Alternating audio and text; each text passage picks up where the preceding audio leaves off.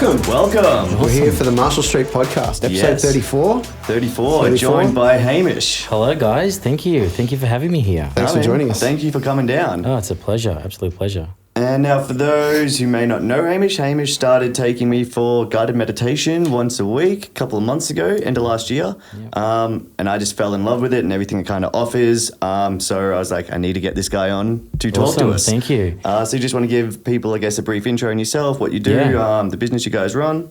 Well, I'll explain. When Bennett first came in, I was like, oh my God, who's this guy with this weird mohawk sitting in my meditation? I better level up. He'll probably last about a day or so. No, I'm only kidding. It was good. No, it's good. Thank you for having me, first of all. And I'm so glad that you've enjoyed the meditation and come through. And like I was saying to you before, I'm rapt that someone in your position and in your industry is looking at meditation, because I think it's a wonderful practice that everyone can benefit from. For myself, I'm a personal trainer, really, I guess by trade, if you want to call it that. And I think for many years, working as a personal trainer, I really wanted to find out how I could get the best results for my clients from a well-being perspective. So definitely, we always look at nutrition, we're always looking at how we can move better and health and fitness, etc. But I think for me, I felt there was something missing and there was always a block. So I would work with clients for whatever extended period of time, and then after 6 or 12 weeks, they would regress or would sabotage or something would come up. And I think for me, I think I went on an exploration, which was, funny enough, an exploration for other people, but ended up being a very big exploration for myself internally. So in my research, I was like, well, maybe if I can somehow navigate their mind or their thoughts, maybe I could somehow get them to perform better in the gym. So up until that point, my experience with meditation was very much just from a relaxation point of view. You put on your spa yoga music on and, within 3 minutes you're snoring. So that was pretty much me with meditation. So I thought, you know what, if I would hire a personal trainer to train me, maybe I need a personal trainer in meditation. So I hired a meditation teacher. And so I worked with her for 1.5 to 2 years, wanting to really understand this art called meditation. And I had a really profound and I guess you would call spiritual experience from that, where I saw all my thoughts and I was able to find this place of just a real true inner peace. And the best way I can describe it is just freedom. It was just freedom. And I was like, it was overwhelming. I almost couldn't talk. It was so beautiful. And so I spent like 3-4 months trying to get to that place, and I had a moment of this freedom, and then probably spent another 6 months trying to get back there, because fuck, what did I do? Did I hold my fingers like that? What was my posture? Was it the music? Yeah. Was it the right incense? And again, that mind just kind of reels back in to try and work out what were the steps that I took.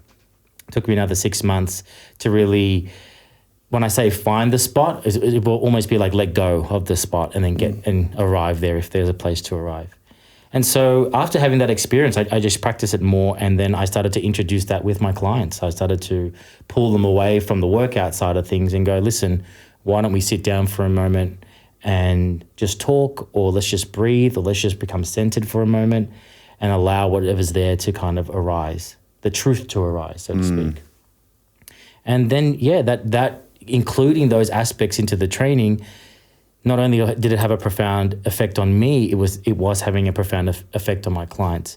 They were getting better results. They were sticking with their programs longer, but they seemed happier, They seemed calmer. They seemed centered. And I guess from that point on, I really started to see what health and well-being really was. I think for my industry, coming from health and fitness, it's very much what it looks like. Have I got the abs? Do I look amazing? The kind of Instagram kind. I don't want to pile on Instagram because social media has its purpose, but there's kind of these images that we look for, these expectations that we look for. And here I was really seeing what real health and well-being was actually doing for people, which was giving them more energy, giving them more presence, which then meant their relationships were better. Which means their relationship with their kids or their family was better. And so then work was better. And so they're being more fulfilled. So you're seeing this kind of beautiful feedback where we're training in the gym and we're getting better physically, but now we're training, we're getting better mentally, and it's having this kind of loop, And And I think that's where I kind of found my mission, because I was like, meditation was so profound for me, but if I can help someone not only feel better in their body, but feel better in their mind, imagine what kind of impact that will have on the people that look to them, their kids, their partner, their work, etc. And then that will have a positive effect, will then flow on to the next person and the next person and the next person. Yep. So then it becomes this, this real mission, which is just ever flowing. And then there's a possibility we could change the world and really change it for the better. So, Well, I think that, one, that's really awesome and amazing that you were able to, first of all, see that you weren't fulfilling your expectations of yourself as a PT. Yeah. That's awesome.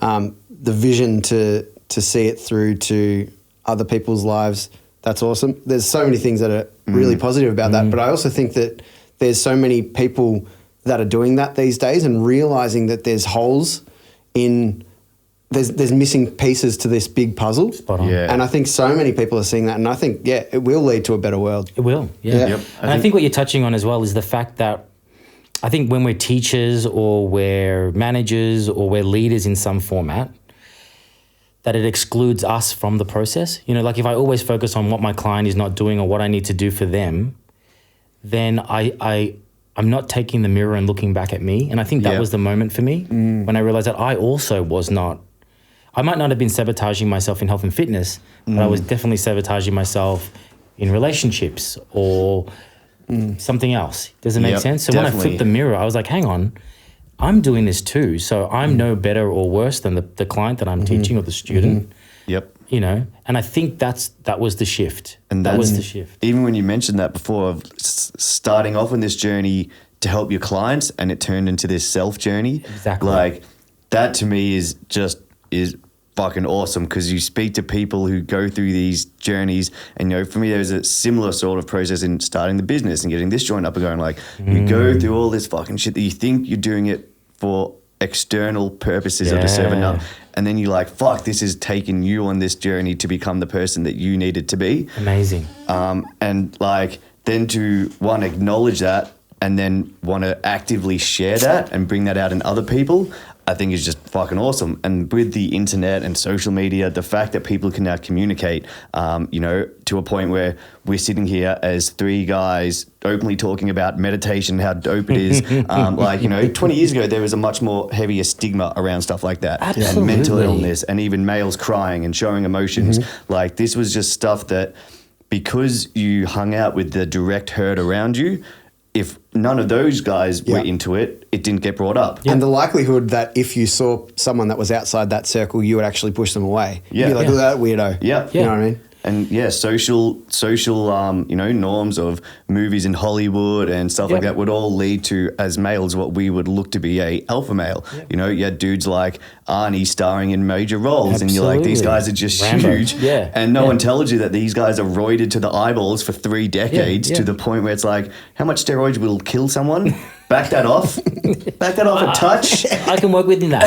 That's the range. And then that's the literally gauge. how much. Like I was thinking back the other. They don't see, and that's the tip of the iceberg as well. Growing up, I would never. If someone goes to me when I was say 14, like, do you think Arnold Schwarzenegger's on steroids? Just by, I guess, blatant fucking not knowing, not being. I would have been like, no, he just works out a lot. Like, You reckon? Yeah, 100%. I agree. Because I had this chat with agree. people when I was like, I remember when I was like agree. 18, 19. I was like, if you just go to the gym and you lift that amount of weights, it's all the number of reps of weight. If you lift the reps, you're going to get big.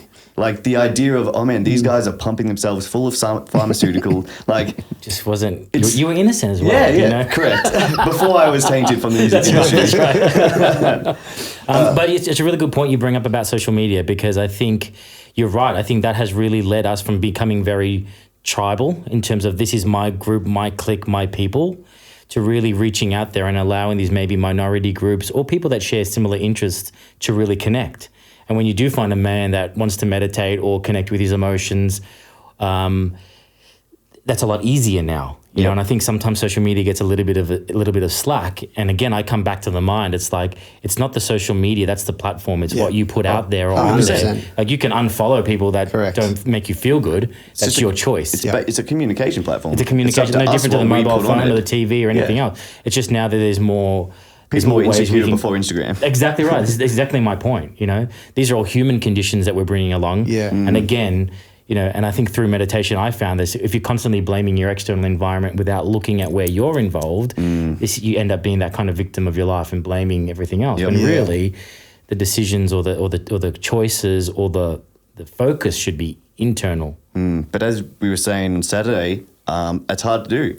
It's hard Absolutely. to look back at yourself, at all the fucking shit in your life and how ugly it currently is, and just go, fuck, that's my fault. Like, at all, it's like, oh man, but no, nope, it's my fault. Yeah. Oh no, but it's easy for you to say, nope. When like, to really turn everything on you and go, it's all on me. Yeah. It's fucking hard. It's the hardest pill to initially, follow. especially as I was saying, you know, I look at kind of my journey in personal growth and development. It's like turning a ship. Like, you can't just fucking turn it on a fucking dime. Right. You know, especially the longer this ship's been going in one direction, the harder it is to fucking turn. You know, if it was Absolutely. 20 years going in the wrong path, fuck man, you've got a hard 5 years ahead of you. It's not going to be absolutely. easy.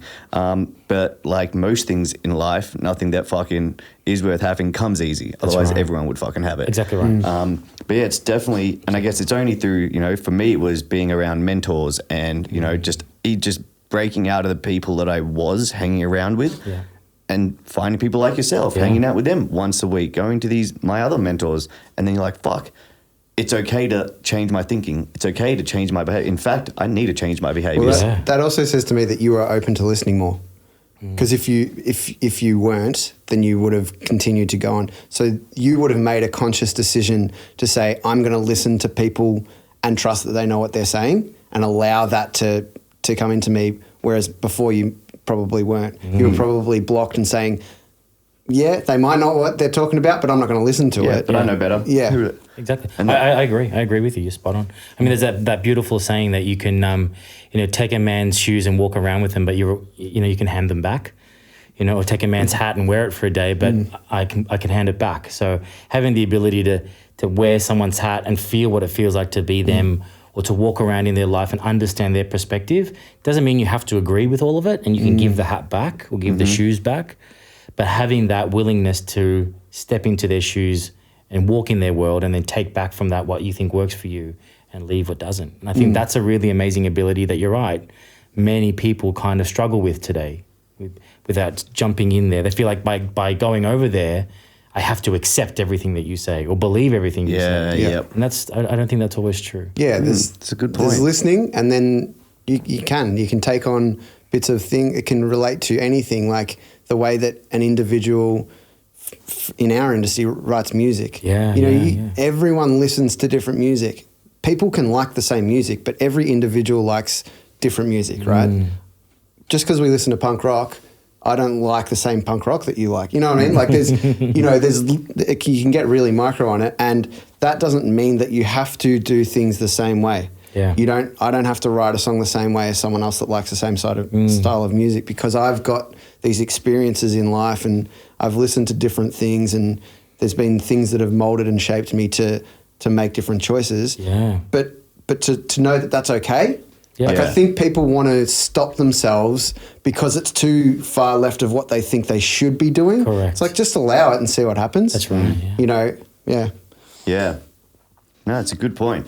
And I think the other part for me about meditation, which when you initially said it at the start, I was like, fuck, it was like one of those penny drop moments. It's like, damn, he's fucking right. It's like the brain is such a fucking a complex and smart fucking beast. This thing's always fucking thinking and always hatching new fucking schemes, and you're like this, yet you're still maintaining fucking this relationship and thinking about this, and I've got this coming up in 2 months. Like, the shit that we can fucking maintain is ridiculous. It keeps your heart beating. Amazing. without us even Yeah. thinking it, Yeah, without exactly. us consciously, Without it consciously keeps it aware going. of it. Yeah. Yeah. But yet, when we want to slow down the brain, we go to think about it. We're like, well, let's think about how to slow it. But now you're using the machine that you intend to slow down.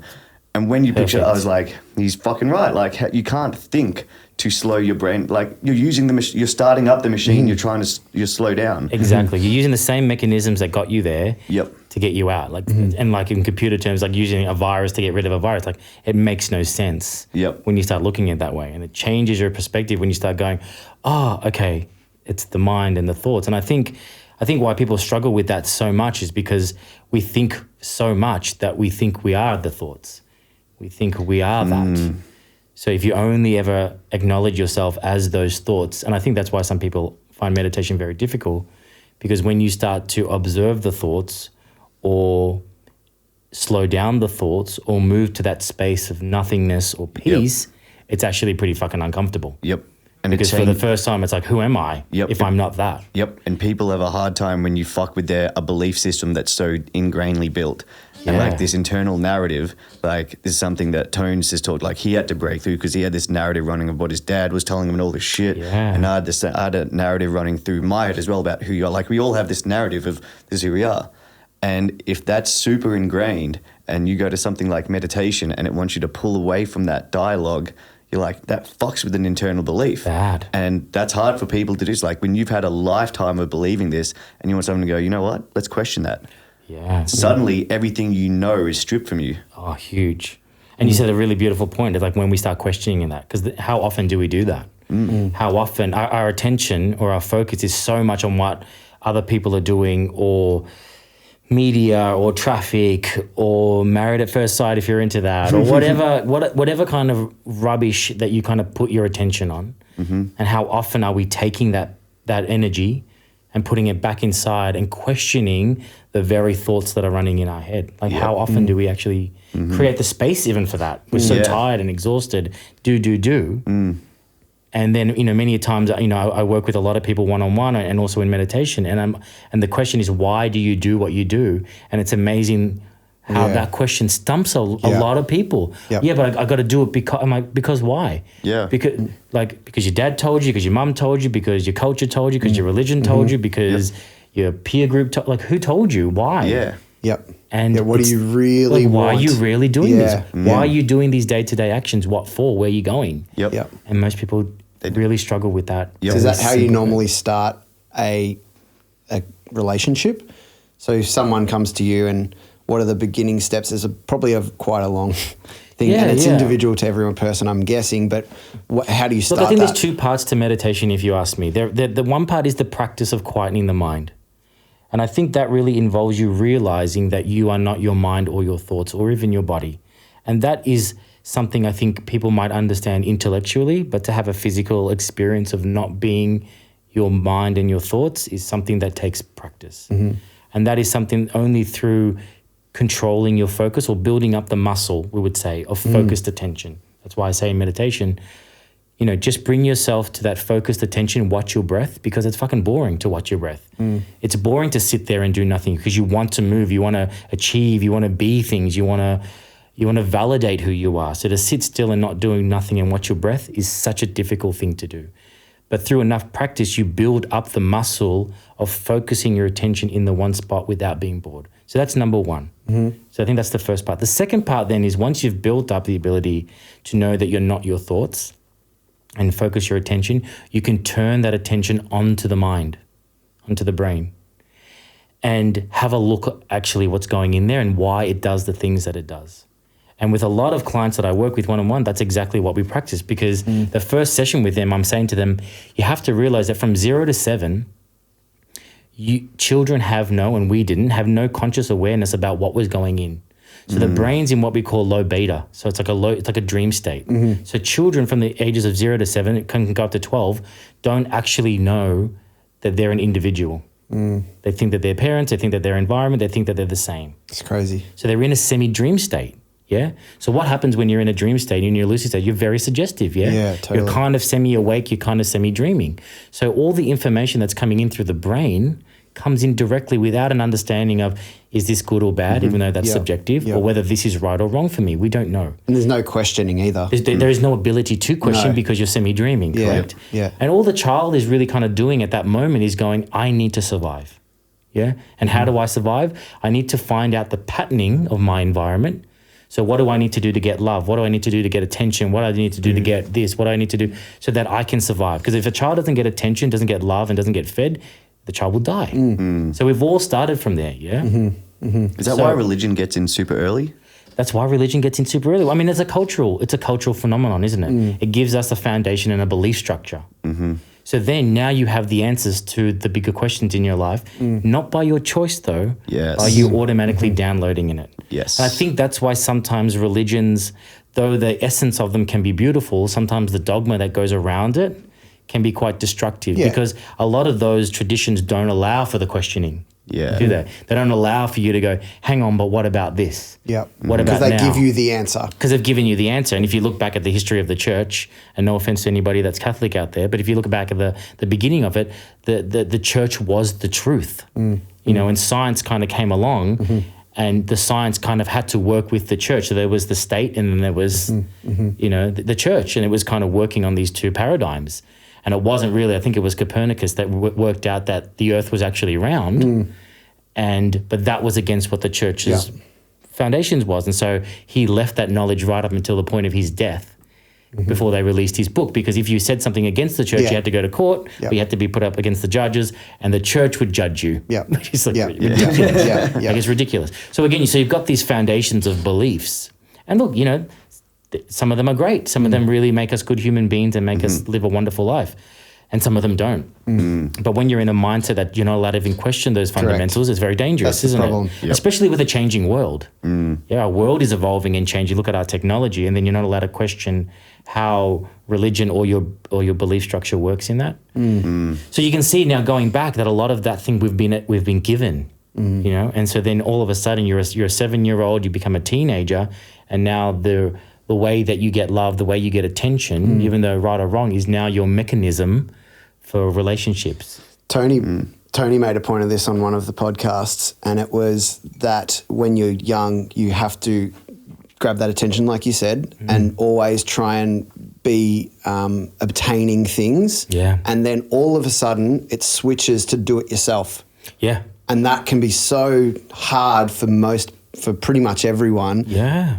Because then if you don't figure it out, you go on into your teenage years and into your adult life. If you've been given everything and you're not taught to do it yourself, and then all of a sudden it's like, do it yourself, you're like, what the fuck do I do?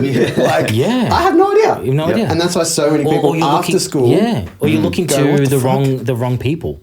You're looking to role models, or maybe you're looking at people. I'm just, you know, I don't want to give Instagram a hard time, but you're looking at these kind of role models that are out in your community that you can attach to as the right ways to do it. So the right way is to follow Arnold Schwarzenegger and just do the reps, and that's what they'll get big, and that will give me the attention and the acknowledgement that I've been searching for. And the Southern Californian girls, and then you get to be governor. Exactly right, and it's the whole package. Right? It's quite simple. So you're right, absolutely right. Yeah, we had that flip. I think that also relates back to, and I know we're probably going off topic, but it kind of also relates to, I feel, maybe the lack of initiation or the lack of rituals that we do have in our society today, which I think maybe religion and that did give us. But I'm thinking specifically with men, there is no transition or initiation from going to boyhood to manhood, for example. Maybe for women, it's different. I feel like they're a bit more connected. I have spoken to a lot of women, and they even said like their period is that way, that you go from a girl to a woman. Yeah. But I feel like for men especially, that there doesn't. There might have been. I know a lot of indigenous tribes. There is a handing over the boys to the men, and they go off into the wilderness and kind of come back. And Bach mitzvahs and stuff like exactly that. Exactly right. And you're taught to be you're independent now a man. and you're actually acknowledged as, well, now you are. I think that also comes down to the parents. Like, absolutely. I think a lot of this stems down from a lot of parents just don't fucking parent well. Yeah, for There's sure. no communication. It's too easy to have kids. And it's too easy to not talk to them and not teach them things because everyone else should do it. You're passing the burden of... I was even talking with the teacher about a month or two ago, and they were just telling about all the stuff that parents come and fucking hassle them about. And we're just like, man, parents expect teachers to be fucking parents these days. Spot on. And not only that, but they actively complain when the teachers don't do the roles that these parents are meant to be doing. Yeah. I'm like, this is crazy. Well, the education system is flawed by its foundations anyway. I agree. Because how can you teach someone the same way when everyone learns differently, has different experiences? Correct. But I mean, at this stage, it's the best thing that we've got. But I think I've talked to you about it. where there should be this class called life in school, but then how do you teach people life? There's so many questions, but things like real shit, real shit, like, and even just get someone from the real world come in and let them talk. Hey, this week this guy's talking about how to pay rent. There'd be so much red tape. So when you get your rent bill, you need to go down to the fucking post office. But isn't it really funny that a lot of that stuff is not included in today's education? Like a lot of that's not. It almost like we want to set them up for failure, which leads them into financial crises, which leads them into a whole bunch of other issues. I think it's the too hard basket. I don't think it's intentional, but it's definitely the ramifications of it, because when it's like, and in America, it was a lot more prevalent that if parents complained, kids got on the honor roll. Like there was this participation awards and all this cotton wool. Like Australia's a little bit different, but in the States you felt it's a lot more. But then what happens is when these kids graduate school or they go to college or they leave college and they get a job, they don't get a participation award. They get fired. Yeah, that's right. Like suddenly they're like, but hold on, I was on the honor roll. And it's like, no, your parents complained. You didn't get this, but you got it handed to you anyway. And now that you go into the real world, your boss doesn't give a shit. And you get fired and you blame yourself and then you become depressed. When really we've been like backing it up, it's because these foundations weren't there from the very start. Yeah. And look, I've got two kids as well. So I've got a 4 and a 2-year-old. So I'm very much in that parenthood and becoming very aware and conscious of how I parent. Plus I know how beliefs work and how that structure works. I'm very conscious about what I put on them. I think also coming from immigrant parents myself, and I feel sometimes this is part of the cause that we have today.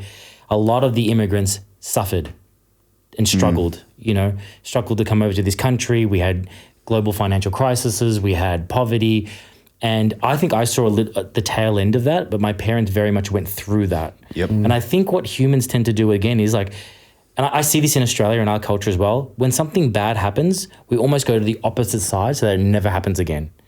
And in doing so, we take away sometimes the lessons of the struggle. Yeah, you're ignoring what actually happened in parts of that. We'll never let that happen. So I think a lot of elderly parents, and I know my parents did this, were like, well, we never have opportunities. I'm going to give you all the opportunities. I'm going to get you to go to school. And I'm going to give you all the privileges of the perfect life that we never had. Yeah. And I think in doing so, we've created this class of maybe hyper-privileged parents who are now using that same idea with their kids. Where you're seeing them going, we don't want my kids to suffer. I don't want them to, I see this kind of helicopter parenting where they can't break. I'm like, no. Like I tell my wife goes, my son will go put his hand on the heater and she's like, Raven, don't do that. Raven, don't do that. Raven, don't do that. I go, honey, let him touch it once. Yeah, he won't do it again. And that's the last time he'll do it. Like, it's true. Yeah. And I think it's that kind of idea that life's going to teach you some lessons here. Yeah? Life's going to teach you some lessons. And the suffering or the pain of it is normal. Yep. That's part of it. The suffering, though, is the option. 100%. The story that we make about it, poor me, why is this happening to me? No one else goes through. I think that's all the bullshit. But pain is inevitable, and children and all of us need to go through pain. We need to go through hard times, but acknowledging the pain happened in the moment. The story is often what lasts for decades. The suffering is optional. The suffering is the optional part. It's going to be interesting to see in the future how these sorts of conversations, because they're happening so much more, what the result of that will be, and like we're talking about helicopter parenting. That's a new theory. It's a new thing. What will be the result of having open and honest conversations and being like, it's okay to feel pain. It'll be interesting. I think we're starting to see it. And even I want to touch back on that point you mentioned. And this is something like, in the last 2 or 3 years is really when I've started to grasp these concepts and embrace it. And even stuff we've said around here, like embrace the adversity, like you're going to grow and you're going to be better through it. Everything we want in life is on the other side of pain. It's just who's willing to go through that journey and learn from it. I'm not the person that I want to be, otherwise I'd be there now. Like, I've got to grow. I need to go through something to grow, to become that person. Exactly. You need some resistance. You need it. Something needs to resist you. Like going to the gym. Your muscle needs to grow from resistance. Exactly right. And even coming back to that point, I think we're starting to see it. I noticed it in America after some of the last shootings, and you see 16-year-old kids literally being able to look down the barrel of a camera that's broadcasted to 300 million people and deliver a point so articulately well-spoken. They've got values. They care. Like, to 18-year-olds now, they care about the world. Greenhouse gases. planet, yep. They care about that. They care more about that than driving around in a fucking nice car. When I was 18, it was about flexing. I agree. I agree. You'd look, Yeah. and so we're. Yeah, how loud your exhaust was. That was my thing. Yeah. Loud exhaust. And I think like combine that these conversations are now happening everywhere on the internet. It's like I can now tell Matt up front, yo man, let's go to fucking meditation this Saturday, and then he comes in and that just spreads. I think combine that with phones and the fact that everyone was brought up with a camera, a video camera with them, they can now speak down the barrel of a camera to millions of people and it doesn't faze them. Yep. I agree. I don't think that happened 30 years ago. I think if you put a 16-year-old on national TV, No way. and you look at how passionate they are. So I think I have faith in humanity. I think, I think on a whole, we are good.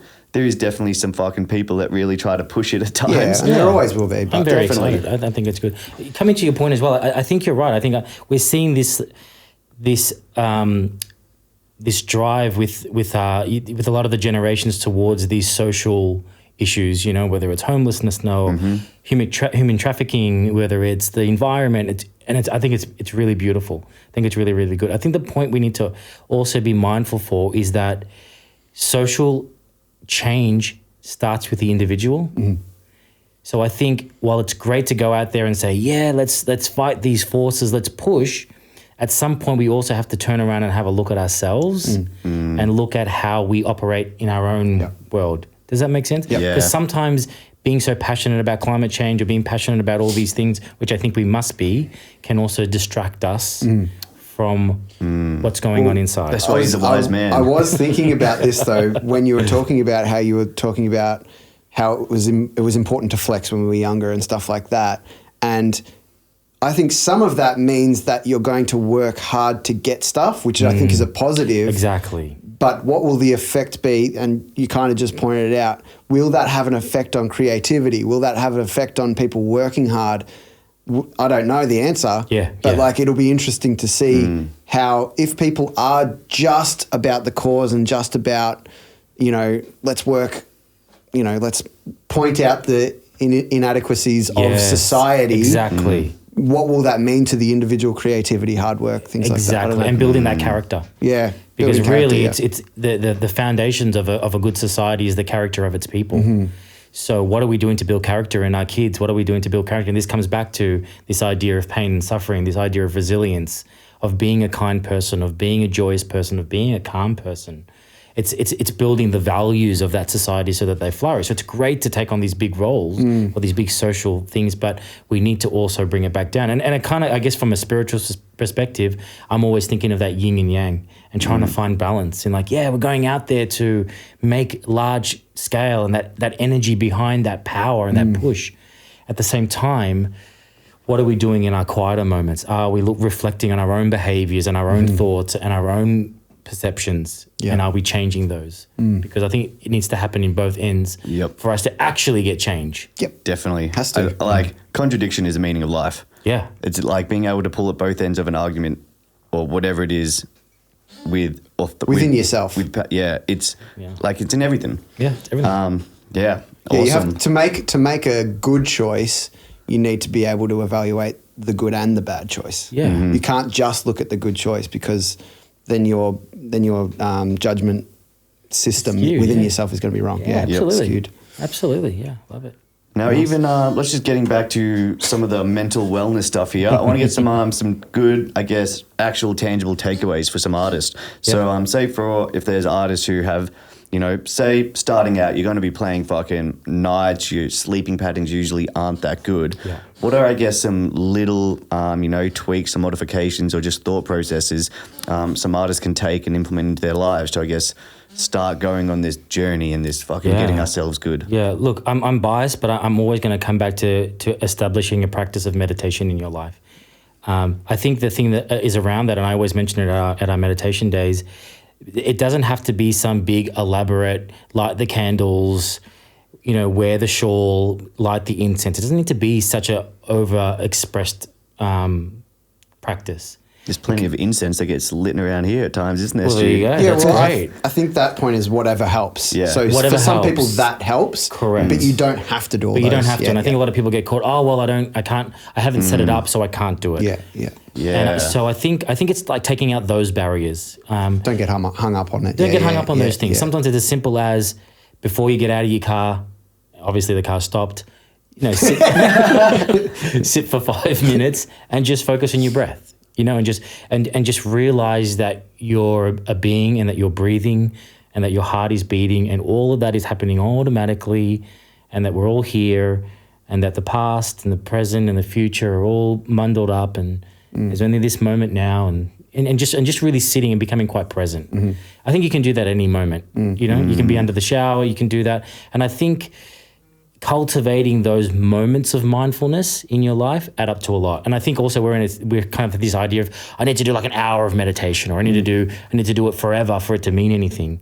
And I always come back to the analogy of compound interest. It's like putting a little bit of money every week. And then all of a sudden that momentum builds up and then there's interest upon interest. And then before you know it, it's this huge part of your life. And so I would ask the artist to be open-minded about it and find those moments where they can just add 5 minutes. The individual meditation might not be great. They might not be walking away going, oh my God, I feel divine and I feel amazing now. But to stick with it, does that make sense? I think sometimes we look at it and go, oh, I've been doing this for a week now and I don't feel any different. Yeah. So I think take all of that out of it, take out your restrictions and your barriers, and then just come back to, can you focus your attention on your breath and can you be here and be with whatever there is. If there's a lot of thoughts running through your mind, be with those thoughts. If there's a lot of emotions, if you're nervous, if you're anxious, be with the anxiety, be with it. I think a lot of our problem is trying to resist it. Oh, I shouldn't be anxious. I shouldn't be thinking that I need to be confident right now. And it spirals on itself. So I think if you can just give yourself an opportunity just to sit with it, and if that means you got to cry, if that means you got to laugh, if that means you need to scream out, sit with those emotions. I think there's not enough of acknowledging how we're feeling. And again, you're not the emotion. You don't have anxiety. You're experiencing anxiety. So I think if you can start making those distinctions, you start to see it for what it is and not experience it as part of yourself. So that will be number one. Awesome. I love even the point you touched on then of the language people use. Like it's not saying, oh man, I've got anxiety. Like you're experiencing it. In this moment. Yep. And that's super because like if we think of our brains as a computer, the way to code it is language. Spot on. Like you can change your brain by 100%. language. And Tones was this, so he's a mentor of mine, Jack the Bear, lost a whole heap of fucking weight. And even that, like he doesn't say he lost it. He's like, I released it. Because when you lose something, you want to find it. He's like, I don't want to fucking find that weight again. It almost killed me. So he's like, I released that weight. Yep. Sorry. Yeah, no, it's great. Even with like touching on your point, anything that you say I am in front of, I am anxious, I am angry, I am depressed.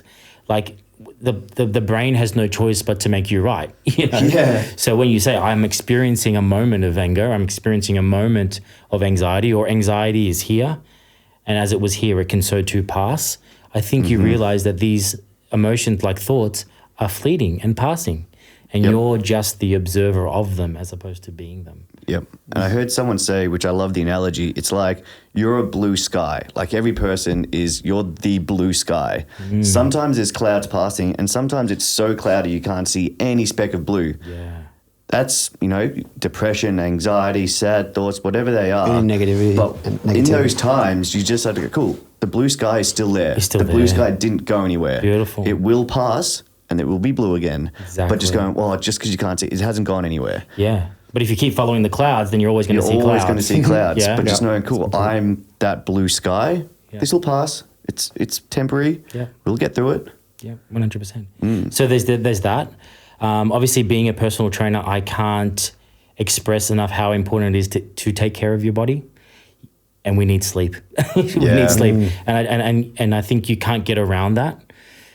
Your mood's going to be better. Your ability to focus is going to be better. Your happiness is going to be better. And I know, you might be in a place right now where that's not possible. You might be working late nights or you might have late night gigs and it's not possible to do that. And that's okay. But when it's compounded night after night, after night, week after week, week after week, it's the brain's not designed for that. So it's going to be really hard to get yourself out of that emotional state. Again, you're forcing your body to be in that fight and flight response. So that reptilian brain. And that sees things as very black and white, you know, and you're not allowing those higher brain functions to come online. You're not allowing the body to rest and recover. You're not allowing your nervous system to drop in the parasympathetic nervous system where we do relax and recover and the body actually goes into recovery mode. Yeah. So you have to find a way to get better sleep. I was listening to a podcast, I can't remember right now, and it was one guy who had mentors in every part of his life, a business mentor, a relationship mentor, you know, his trainer, all these different mentors, about 12 different ones. And he said he would sack all of them and keep his sleep coach because that was the one thing that made him optimal. Yeah. Did you hear that? I have. It might have been a David Asprey one, the bulletproof one. I feel like it was there. Yeah, I have heard that And he one. was saying, Yep. I would keep my sleep coach because he obviously travels a lot. And that's another thing to take into account. If you're going from state to state or country to country, that's going to fuck you up. You know, that's going to mess with you. It's going to mess with your gut bacteria. It's going to mess up with your brain function. And even as little as the direction that the bed in the hotel faces Absolutely. can throw you out. The level of the light, the circadian rhythms, like that's going to throw you. So you have to find a place, you have to acknowledge that, and there's no way around it. And so even though you are having to live that kind of a lifestyle, taking steps to get better sleep or, you know, find the time to recover. So I'm a big fan of magnesium and a good quality magnesium, a good quality zinc, you know, chamomile tea, lavender, some really natural things to help you. Reishi mushrooms are phenomenal. They're fantastic with calming down the central nervous system and put you into a good sleep. Again, meditation, again, breath work. Again, cold showers are actually a really great way to lower inflammation and allow the body back into its homeostasis. So you have to take care of the vessel that you're in if you're expecting it to produce the creativity that you want. Yeah. 100%. Yeah, and you guys know this. Absolutely. It's a beautiful creative art that comes from a place beyond the mind, I'm sure. You cannot force it. You can't force it, can you? So you need to look after the vessel. You need to look after the car. It's not going to drive if you're not servicing it, checking the wheels. Yep. And yeah, you can run it into the ground and say, oh, that's just how the industry is.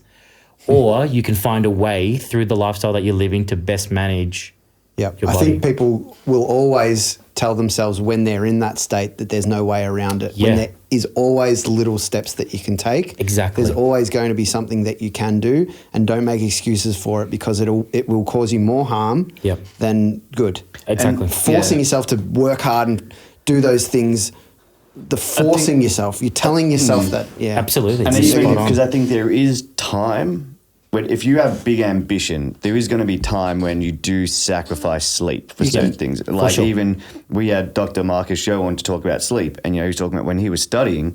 It's like, fuck, dude, he was studying so much, and like you had to do that for the amount of work. So I think it's having that understanding of the importance that it is. So then you're not going to string that behavior along so that it follows long-term patterns. Yeah. But also going, fuck, all right, this 3 months is going to suck. I'm going to do my best to get through it, but I know at the end of this, I'm going to get back on track because there's especially with people who have big ambition, that's usually when this comes into it because it's kind of like, yeah, you know, fuck you, I'm going to be bigger than you. I'm going to do this. I'm going to do that. So they've got this, you know, really cool. I'm just going to go all in, which I think is fine for periods of time, but it's recognizing that that's not permanent. Correct. It's like, cool. When It can't continue though, can't. because Like it's even eventually going to fall startup apart. of business, like the whole idea of startup is the same as a fucking engine. You have to put in a great deal of work to get to a point of momentum where you can then back off. That's a exactly startup right. of an engine. Startup That's of that business hustle phase, is the isn't same. it? You know, if you're going through startup in a business phase, guess what? You're going to be working a lot. Same thing But for a it's not- musician. 100%. Yeah. Yeah. It's The back. It's start's getting to gonna a point of momentum where you can back that off and get your patterns straight. Yeah. And sometimes that's the hardest part